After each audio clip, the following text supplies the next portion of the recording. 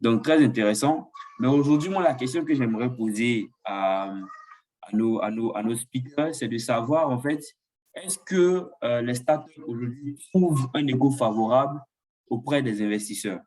Donc, je pense que c'est la question à laquelle Ali devrait répondre. On va commencer d'abord par lui, puisqu'il a très récemment fait une levée de fonds avec Charlie. Donc, il va donner plus d'informations.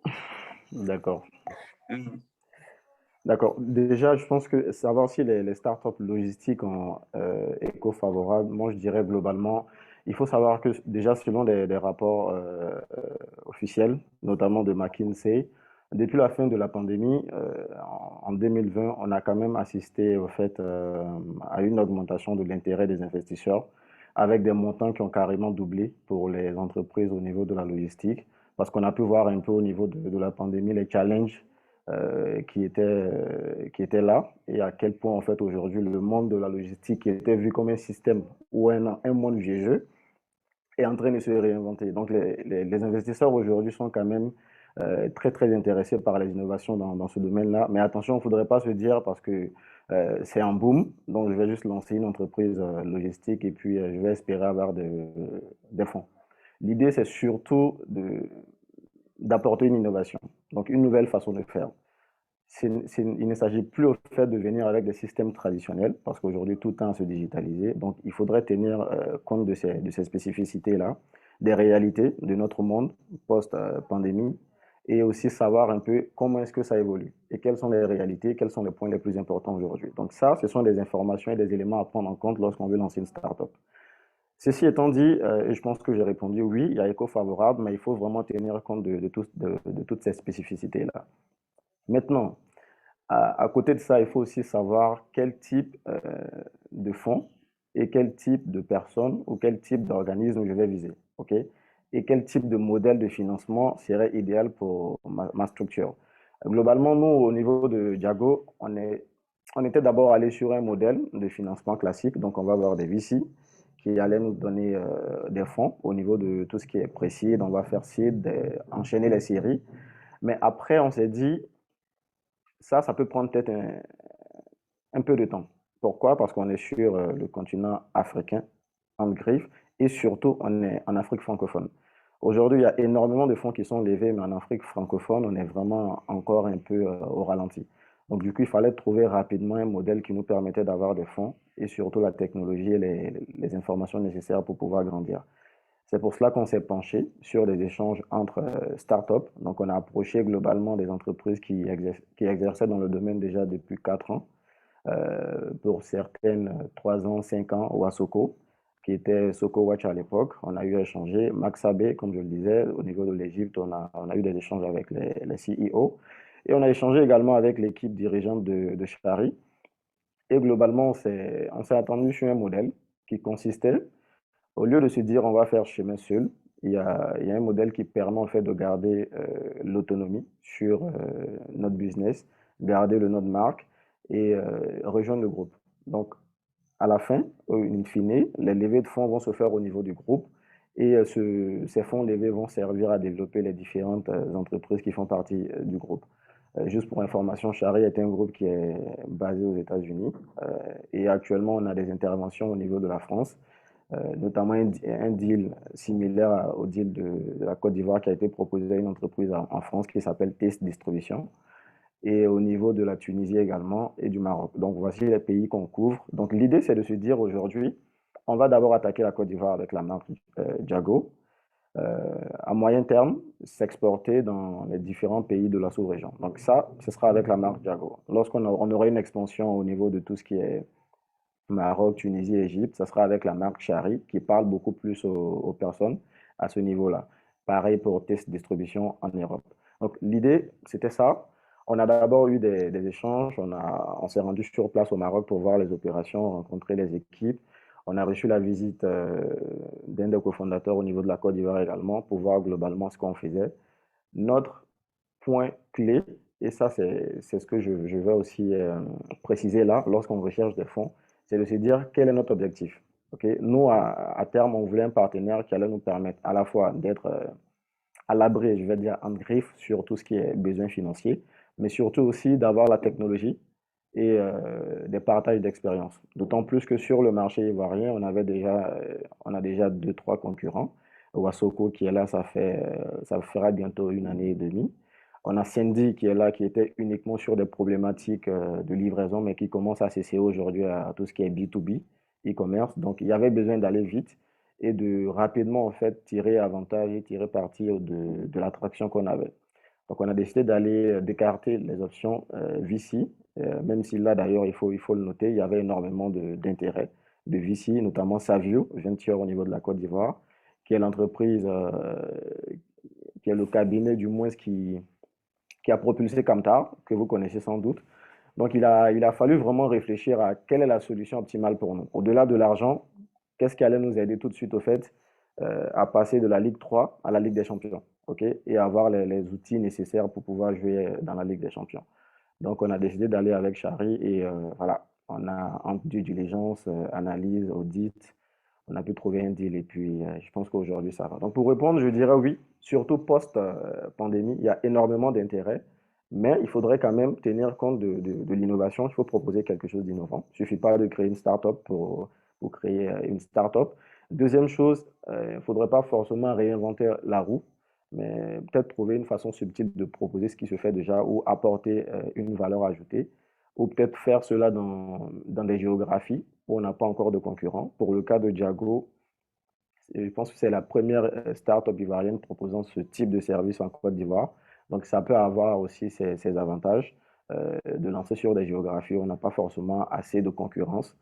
Et troisième point, il faudrait savoir aussi exécuter. OK? Diago, on est allé sur un modèle de MVP très rapidement, sans se polluer la tête avec ces histoires de on n'a pas d'argent ou on va s'asseoir pour travailler sur un BP, un business plan. À la fin, nous seuls, on fait nos estimations de budget et puis de revenus. On est rentable au bout de 3 mois ou au bout de 3 ans. On n'a pas perdu le temps sur ça. L'idée, ça a vraiment été de rapidement tester, d'avoir des données, d'avoir de l'attraction. Au début, on travaillait avec des distributeurs, alors que le modèle idéal, c'est d'acheter des marchandises avec les marques. Mais on a décidé d'aller avec des distributeurs, donc acheter dans des magasins de gros, acheter dans des magasins de semi-gros, sacrifiant les niveaux de marge, mais tout en maintenant en fait le niveau de service qu'on voulait proposer.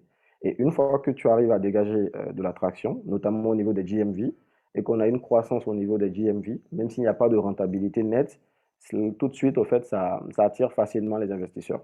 Parce que c'est plus facile d'aller lever des fonds avec des chiffres à présenter qu'avec un business plan qui a été élaboré ou rédigé par un cabinet, même si c'est BCG ou c'est McKinsey.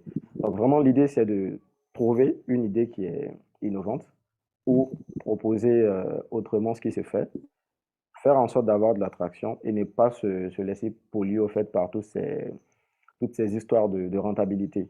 OK? On a Jumia qui n'est toujours pas rentable, qui devait atteindre sa rentabilité cette année, mais avec le pivot que le groupe veut faire dans tout ce qui est segment Q-commerce, la rentabilité va prendre du retard. Donc, c'est juste dire, je m'enlève ça de la tête. L'idée, c'est de faire du GMV, c'est d'avoir de l'attraction, c'est de montrer au fait que sur les unités économiques, on a quand même une bonne maîtrise.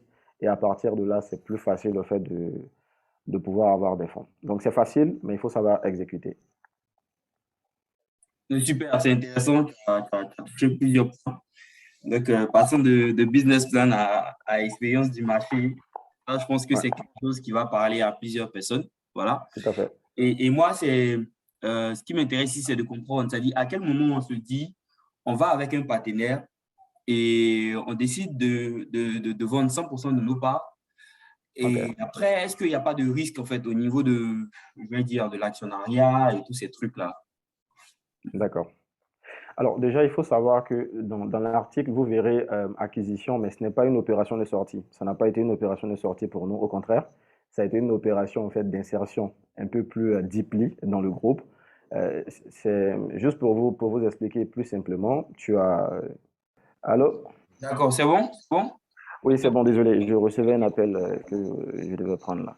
Donc, D'accord. globalement, ce que j'expliquais, c'est que non, ce n'est pas une stratégie de vendre complètement des parts et puis de se dire, bah écoute, j'ai vendu, j'ai eu 100 millions, j'ai eu 20 millions, je me retire, je vis peinard. Absolument pas. Si tu veux, ça a été des échanges, ok?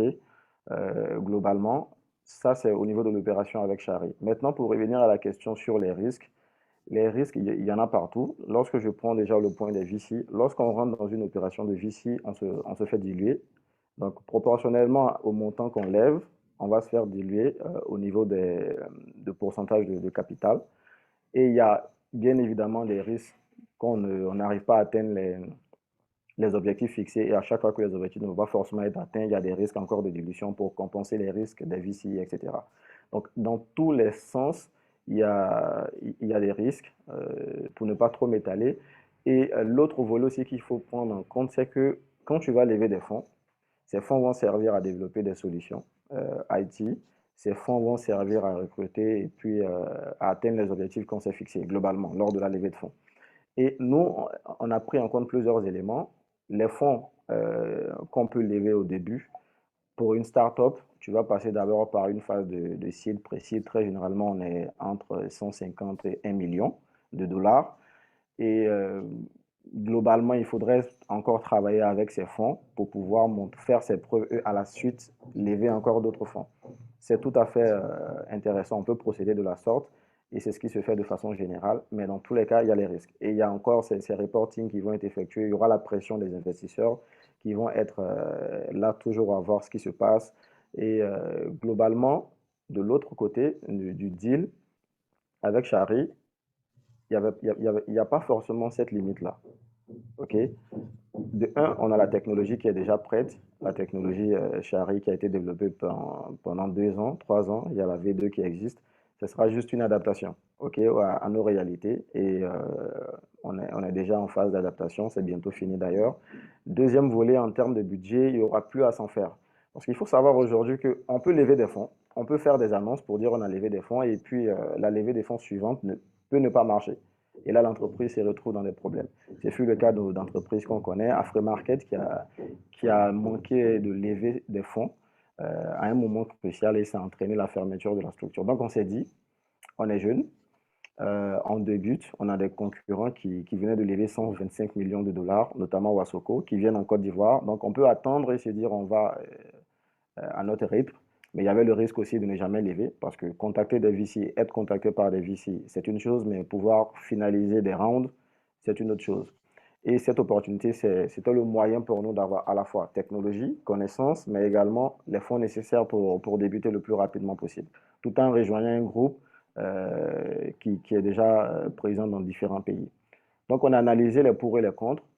Je ne dis pas que c'est la voie royale, mais chacun va analyser selon ses objectifs, selon les indépendances qu'on va avoir après ce deal-là. Et nous, on garde notre marque, on garde notre autonomie de gestion à 100%. Ce n'est pas un groupe qui va se faire une sorte de multinationale, absolument pas. Chaque entreprise va garder l'autonomie. Chaque entreprise va avoir sa propre culture de fonctionnement, sauf que faisant partie du groupe, nos performances vont impacter le groupe de façon générale pour faire augmenter la valeur. Et bien évidemment, ça profitera à tous les associés, dont nous également. Donc, voici un peu le point expliqué et le choix à faire entre ces deux-là. Ça va vraiment dépendre des points de tout un chacun. D'accord. D'accord. Intéressant. Intéressant. Je pense que voilà, tu as fait ma tête, donc tu sais ce que tu fais. C'est intéressant. D'accord. Donc, on va également demander à M. Osenou si, en fait, son avis sur la question, parce que pour nous, c'est très important aujourd'hui avec Sénégal Logistics, c'est de savoir, en fait, si là, le financement de Sénégal Logistics a été sur fonds propres ou, en fait, s'il envisage un jour, en fait, de lever des fonds et quels sont les problèmes auxquels il fait face. Merci beaucoup, Aristide. Bon, pour Sénégal Logistics, je pense que la réalité est assez différente. J'ai eu, voilà, dans un premier temps, à brosser voilà, le mécanisme de financement qui a été utilisé dans un premier temps pour pouvoir lancer l'entreprise. Mais je dirais que pour l'essentiel, c'est en fait 3 types de financement. Le premier, c'est sur fonds propres. Le deuxième, c'est via des crédits voilà, octroyés par les banques ou bien par les microfinances.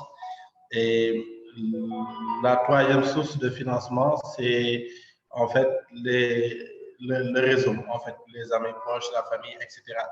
Donc, c'est ce qui a un peu permis voilà, de mettre sur pied Sénégal Logistics et aujourd'hui d'atteindre ce niveau-là.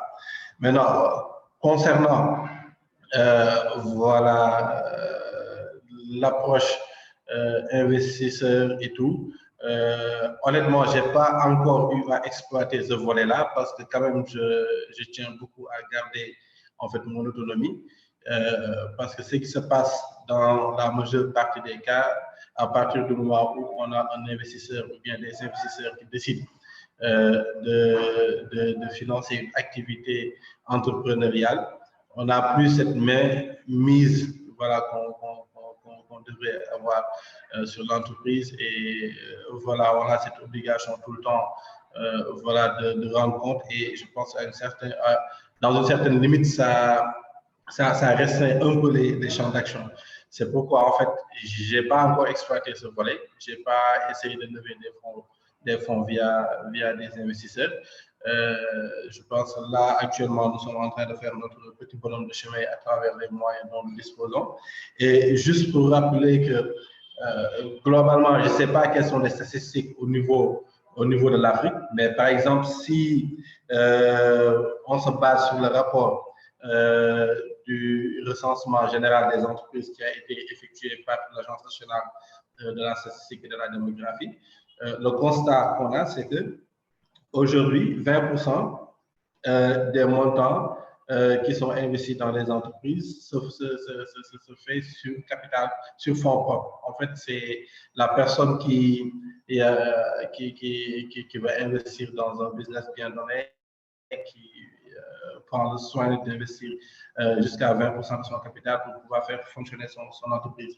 Maintenant, l'autre volet, c'est que, à part ce qui, d'après toujours le rapport, à part les personnes qui investissent directement voilà, pour les entreprises, on a 17% qui sont aidés par leur famille ou bien par leurs amis proches. Maintenant, la banque n'arrive en troisième position avec 13% voilà, des financements qui sont octroyés par la banque, ce qui, à mon avis, est assez faible comparé aujourd'hui à les banques européennes. On a aussi les microcrédits, peut-être qui sont plus enclins à octroyer des financements aux entreprises qui sont dans l'informel. Donc, il y a aussi un système de financement qui est très utilisé, surtout ici en Afrique, c'est le système des tontines, voilà, qui est utilisé par la majeure partie des gens, ce qui équivaut un peu, qui a le même mécanisme qu'un prêt à la banque, sauf que dans ce cas de figure-là, il n'y a pas d'intérêt voilà, qui sont payés. Et je pense que c'est un mécanisme de financement qu'il faudrait penser à développer. Et je pense que ça ressemble beaucoup au crowdfunding, mais je pense que ça, c'est typiquement africain. Et il y a lieu aussi de voir dans quelle mesure on serait capable de pouvoir développer ces mécanismes de financement-là. Donc, grosso modo, je pense que c'est assez difficile voilà, de pouvoir tirer son épingle du jeu. Peut-être il y a certaines entreprises qui réussissent à lever de grosses sommes, mais je pense que l'essentiel dans le business que nous faisons actuellement, c'est surtout de trouver une niche qui est assez profitable. Et je pense que maintenant, les banques sont de plus en plus enclins à accompagner les entreprises logistiques. Et nous, l'expérience que nous faisons, c'est que entre 2018, la date où Sénégal Logistique a été créé, et 2021, on a principalement travaillé avec une banque. Mais malheureusement, on n'a pas eu de facilité pour pouvoir booster nos activités. Et c'est quand on a changé de banque et qu'on a switché vers Orabank, qui sont beaucoup plus ouverts. Aujourd'hui, Orabank apparaît comme le partenaire privilégié de la majeure partie des startups et des entreprises logistiques, des PME et tout.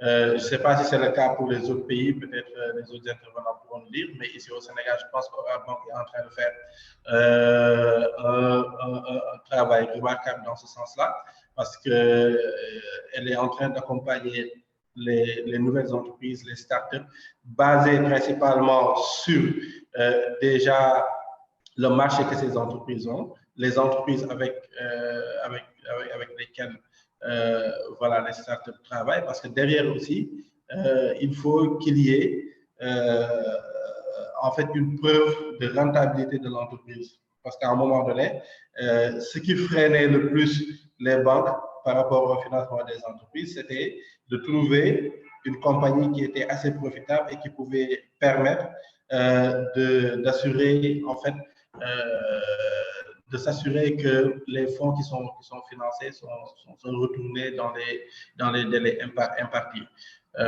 Donc, je pense que c'est globalement en fait des difficultés auxquelles on fait face ici au niveau du Sénégal.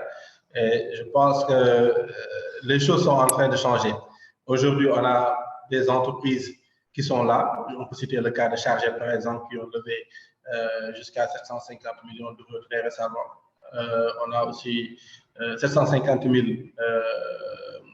euros, du moins. On a aussi le cas de PAPS, je pense, qui ont fait une levée de fonds de 5 millions d'euros.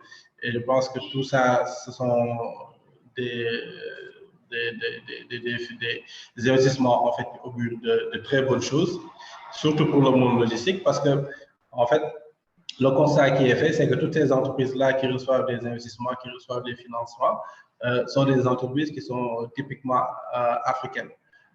Donc maintenant, le challenge, c'est de ne pas en fait se retrouver dans une situation où on ne va plus parler d'entreprises africaines ou bien dans une situation où on ne va plus parler d'entreprises sénégalaises ou bien ivoiriennes, mais où on va parler de multinationales étrangères. Parce que ce qui se passe très souvent dans ces cas de figure, c'est que ce sont des entreprises qui sont par la suite phagocytées par des grands groupes, alors que l'objectif aujourd'hui, pour pouvoir créer cette transformation digitale ici en Afrique et avoir à la tête de ces entreprises-là des Africains, il faut que cet ownership-là puisse être préservé. C'est pourquoi j'aime bien l'approche de Ali, de ne pas en fait se livrer directement à des entreprises étrangères et faire de construction d'entreprise, mais l'essentiel c'est de voir comment avoir ce partenariat privé, ce partenariat gagnant-gagnant avec d'autres entreprises pour pouvoir bénéficier de la technologie, pour pouvoir bénéficier du cash flow et tout ça, et profiter de ça pour booster son entreprise. D'accord, d'accord. Et en fait, ça me permet de rebondir sur une information que j'avais vue très récemment, où je crois il y a eu un consortium entre les startups logistiques au Sénégal. Donc, je crois Tiak Tiak, PAPS, et je crois qu'il y avait Logibi aussi. Je sais pas, Kamsi pourra revenir dessus. Donc, est-ce que ce n'est pas ça, en fait, une solution pour pouvoir sécuriser déjà l'activité locale de ces startups-là, et puis aussi permettre de faire face, en fait, aux potentiels investisseurs et aussi entreprises internationales qui voudraient rentrer dans le domaine logistique au Sénégal? Oui, ça c'est une manière de changer les choses. Parce qu'en fait, si on remonte en fait plus loin, on avait la QLCEP qui était principalement chargée de faire de telle sorte que les entreprises multinationales ne puissent pas occuper voilà, tous les parts de marché. Donc, la CNUSET s'est battue pendant très longtemps pour pouvoir éviter en fait ce dumping-là des entreprises multinationales. Mais malheureusement, je pense qu'elle n'a pas réussi. C'était la conférence des Nations Unies pour le développement. Maintenant, ce qui s'est passé avant, c'était quoi? C'est qu'on avait une entreprise qui venait, une multinationale, qui fait en fait du fret maritime, du shipping. Et au lieu de se limiter au shipping, on va avoir cette même entreprise qui va faire de la manutention. On va avoir cette même entreprise-là qui va faire du transit, du transport, de l'entreposage. Donc, tous les segments de la logistique sont gérés par une entreprise multinationale qui est là, qui a les moyens, qui a l'expertise et surtout qui a la technologie qui s'y est pour pouvoir occuper tous les parts de marché. Dès lors, il devient assez difficile pour ces entreprises-là, locales, de pouvoir se frayer un chemin et de pouvoir s'imposer dans le marché local. Parce que si on a un service qui est fourni end-to-end, et tout à l'heure, il y a Tamsir qui a eu à élaborer beaucoup sur ce point-là. L'idée aujourd'hui que nous, en tant qu'entrepreneurs que nous avons, c'est de voir dans quelle mesure on peut aider le client de telle sorte qu'il puisse se sentir à l'aise avec le prestataire qu'il choisit.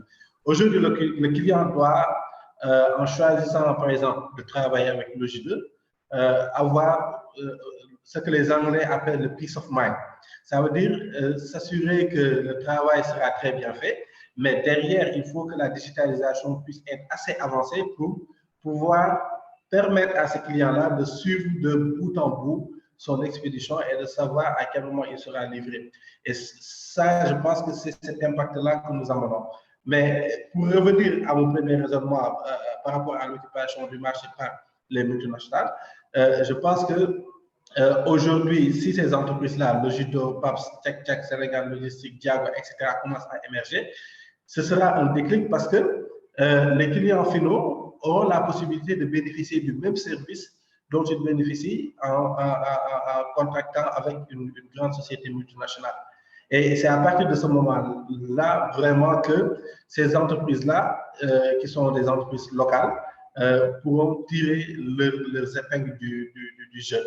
Et à un moment donné, quand on est dans un pays, il faut que l'économie quand même puisse être contrôlée, pas à 100%, mais à plus de 50% par les acteurs locaux, ce qui n'est pas encore le cas malheureusement dans la majeure partie des pays de l'Afrique.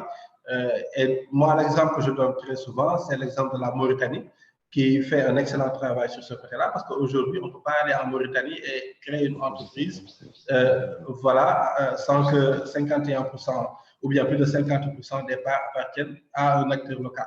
Donc, je pense qu'on doit aller vers ce niveau-là, favoriser les startups et aussi avoir, au-delà des financements que l'on reçoit, parce qu'en fait, moi, je pense que le financement est très important, mais au-delà du financement, il faut qu'il y ait des parts de marché qui puissent être données à ces entreprises locales-là qui sont dans une transformation digitale et qui permettent aujourd'hui à l'économie de pouvoir fonctionner de manière plus optimale. Il faut qu'aujourd'hui, que l'État puisse protéger ces entreprises-là, que l'État puisse octroyer des parts de marché. Et il faut aussi que l'État puisse mettre à la disposition de ces entreprises-là des fonds de garantie. Moi, je suis plus pour que les entreprises locales, les startups, puissent bénéficier de fonds de garantie qui émanent le plus souvent des structures de l'État que d'investissements étrangers qui, par la suite, vont tout simplement s'effriter et qui, par la suite, ne vont même pas garantir la continuité de l'activité qui a été entamée. Et on l'a vu avec beaucoup d'entreprises qui n'ont pas pu en fait sortir la tête de l'eau, malgré le fait qu'ils ont eu des millions ou bien des milliards en termes d'investissement. Donc, pour récapituler, il est plus qu'important aujourd'hui pour les acteurs étatiques de comprendre que ces entreprises multinationales-là sont là pour créer des emplois. Je ne sais pas le nombre d'emplois qui sont créés par Logideux ou bien par Diallo, mais aujourd'hui, au niveau du Sénégal Logistique, c'est plus de 25 emplois qui sont emplois directs qui sont créés, sans pour autant compter les emplois indirects qui peuvent aller jusqu'à peut-être une quinzaine. Donc, si un entrepreneur sénégalais ou bien africain, ivoirien, etc., de manière générale, est aidé par les structures étatiques pour avoir plus de parts de marché, pour avoir plus de fonds pour effectuer le business, je pense qu'en même temps, ça va régler d'autres problèmes structurels tels que le problème lié au chômage, les problèmes liés à la précarité, à la pauvreté des jeunes, au manque de stage, etc. Donc, ces startups-là peuvent quasiment être le support en fait sur lequel tout État peut s'appuyer pour pouvoir développer son économie. Et l'autre chose,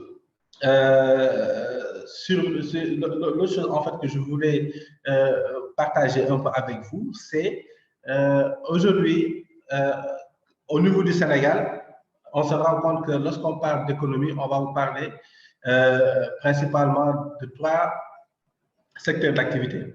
On va vous parler du secteur primaire, on va vous parler du secteur secondaire, on va vous parler du secteur tertiaire. Aujourd'hui, le transport et la logistique ainsi que les services, tout ce qui est IT, font partie du secteur tertiaire. Alors qu'en réalité, vu la manière dont le monde est en train d'évoluer, alors, oui, on a une levée de main, on va la prendre juste après vous. Voilà, juste pour terminer sur ce point-là, ce que je disais, c'est qu'on a 3 secteurs d'activité, 3 secteurs primaire, secondaire, tertiaire. Tout ce qui est transport, logistique, transformation digitale, IT est dans le secteur tertiaire. Alors qu'en réalité, si on fait une analyse de ce qui se fait dans le monde, aujourd'hui, les plus grandes entreprises ne sont pas des entreprises industrielles, mais sont des entreprises qui évoluent dans le secteur digital. On va trouver des entreprises comme Amazon, on va trouver des entreprises comme Alibaba, on va trouver des entreprises comme le groupe Meta, Facebook, etc. Aujourd'hui, qui ne sont pas dans la production de pétrole, parce qu'avant, c'était le secteur secondaire qui permettait de générer beaucoup plus d'emplois et qui permettait de générer beaucoup plus de fonds. Mais aujourd'hui, je pense que les choses ont complètement changé. Aujourd'hui, c'est la transformation digitale qui est en train de diriger ce monde-là. Et ce sont les acteurs qui sont très bien en fait enclins dans cette transformation digitale-là qui sont en train de tirer des épingles du jeu. Donc, moi, ma propre conviction, c'est qu'aujourd'hui, les entreprises comme Logito, comme Diago et les autres startups qui sont là, qui travaillent beaucoup sur la transformation digitale et l'activité logistique, doivent être épaulées pour aujourd'hui permettre à ces entreprises-là, à leur tour, de devenir des multinationales et d'aller s'implanter en France, d'aller s'implanter aux États-Unis, de s'implanter en Chine, etc. Et de pouvoir élargir leur part de marché, de pouvoir tirer des épingles du jeu. Et c'est à partir de ce moment-là seulement que nous, on pourra parler réellement du développement de notre continent. D'accord, merci beaucoup. Je pense qu'il y a Aldimel qui avait une question. Je ne sais pas s'il peut la poser, on va la prendre rapidement. Sinon, on va continuer avec M. Tamsi. D'accord, je pense qu'il a écrit dans le chat, on va lire. Du coup, d'accord, on va prendre l'avis de Tamsi sur cette question-là, à savoir au niveau de lever des fonds, lui qui a eu plus d'expérience avec des startups. Donc, est-ce qu'aujourd'hui, allô, est-ce qu'on m'entend? Est-ce qu'aujourd'hui, en fait, il serait favorable à aller sur, voilà, sur un financement et pour une startup qui débute un peu comme Diago, est-ce que c'est, voilà, quel est son avis en fait sur la question? Écoute, moi, je vais aller dans le même sens que les interventions précédentes, mais je vais peut-être aller beaucoup plus loin dans le sens où aujourd'hui en Afrique, d'accord, donc je disais aujourd'hui on est en train de rentrer dans une spirale où finalement, moi la question que je pose souvent, hein, on crée une entreprise pourquoi? On crée une entreprise parce qu'on a une passion, qu'on veut matérialiser, on veut réussir un projet, parce qu'on a une innovation en laquelle on y croit et on veut la ramener au bout et voir ce que ça peut donner, ou est-ce qu'on est simplement en train de créer une boîte pour dire « je vais lever ». Parce que de plus en plus, c'est en tout cas le mouvement que je sens aujourd'hui, c'est beaucoup plus des gens qui ne sont pas passionnés, qui des fois n'ont pas l'expertise, mais qui veulent juste lever, tu vois. Alors, ça va rejoindre les deux interventions de tout à l'heure. La première qui te dit, finalement, je ne me fais pas un focus sur l'argent, je cherche juste mon objectif, de quoi j'ai besoin, et je cherche la manière la plus intelligente de l'avoir, tu vois. Et Ousseynou aussi qui te dit, écoute, moi, j'ai une activité, j'ai un métier, j'ai un savoir-faire, je veux la ramener le plus loin possible. Et en cours de route, à chaque situation, je vais chercher la meilleure opportunité pour pouvoir financer ces marchés ou ces opportunités-là, tu vois. Alors, pour moi, c'est d'abord de ça dont il s'agit, tu vois. C'est d'avoir un rêve, d'avoir une passion, d'avoir un projet, quelque chose pour lequel on croit d'abord. Parce que quand on parle de financement, c'est la première chose qui est sur la table. Tu vas demander à quelqu'un de mettre de l'argent sur un projet. Si tu n'y crois pas, comment tu veux que lui y croit au point de mettre de l'argent. Donc, je crois qu'il faut d'abord être focus sur ces points-là. C'est un projet sur lequel on croit. Ali l'a dit tout à l'heure, l'exécution, c'est j'ai le truc dans ma tête, bah, j'arrête de le laisser dans ma tête, j'exécute. C'est-à-dire, je commence. Je commence par les moyens du bord et j'apprends de ça. Donc, c'est vraiment en avançant sur ça. Et après, on peut parler de levée de fonds. Tu vois, après, on peut parler du moyen que je vais avoir pour financer le prototypage de mon projet, le MVP de mon projet, le proof of concept de mon projet, tu vois. Mais moi, voudrais vraiment que les gens soient vraiment détachés de ce... C'est pas une course, en fait. Le but, c'est pas de lever parce que cet argent, elle ne nous appartient pas. Donc, même si tu lèves 5, 10, 20 millions et que derrière, tu n'as pas un projet clair, bah, cet argent, ce n'est pas juste qu'elle est dans ta poche parce qu'elle est dans ton compte, mais tu as des comptes à rendre, comme disait Hussein. Tu as des comptes à rendre, tu as des objectifs à atteindre. Donc, moi, j'inviterais les gens beaucoup plus à se focus sur l'exécution de leur business. Ali en a parlé tout à l'heure, avoir des milestones, avoir des résultats. Et ensuite, toujours demander de l'argent pour quelque chose. J'ai eu telle idée, j'ai commencé à exécuter de telle manière, j'ai tel résultat, je voudrais tant pour pouvoir réussir à passer à telle étape.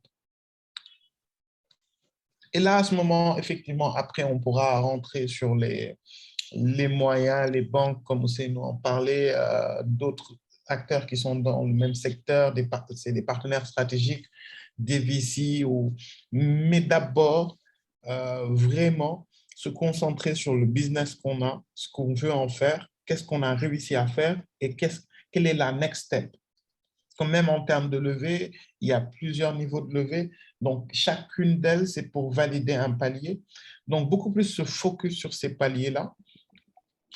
Moi, c'est quelque chose que je crois fondamentalement.